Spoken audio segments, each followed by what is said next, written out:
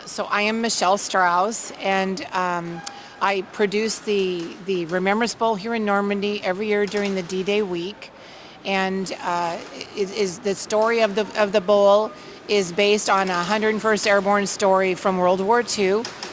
They were in Reims at Camp Mormellen, and they were in a place where battle-wearied soldiers went to rest before they were put back out into service. And then during that time, they created the football game. It was an American football game. And before they could actually play it, they were called to the Battle of the Bulge. So many of those soldiers went on to Bastogne and died in the Ardennes. Very few came back home. And so we play, it's known as the game that never happened. And so now we play the game that never happened for those soldiers who could never play the game. So the Remembrance Project, first of all, the Remembrance Bowl is co-founded by me and Helen Patton. The Remembrance Bowl is my vision to bring the game home to the United States, because what we witness here is a tremendous amount of respect and gratitude from a lot of the citizens in France. And Americans have forgotten to do this at home. And so we bring this game home to put it in the schools and teach perhaps a whole week of civics leading up to the big game at the end of the week. And this is so by the time they play the game, they understand what it's played for and the meaning of it, and it holds more meaning for them. And so that's why this year Georgetown Prep is a preparatory school from Washington, D.C. They're a Jesuit school system, and they are all across the country. There's about two schools in every state.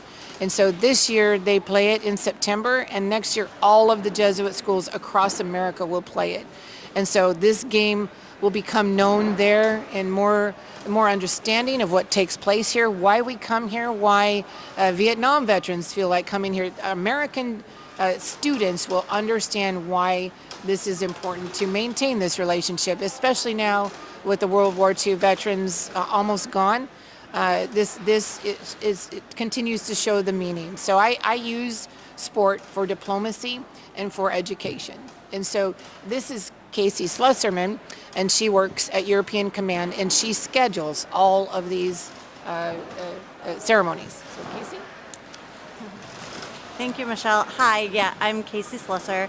As Michelle said, I work for U.S. Army Europe, European Command here, and stationed in Wiesbaden, Germany. And one of the things that we do there is assist the French planners like Michelle and other municipalities here in France to schedule all of the commemoration ceremonies.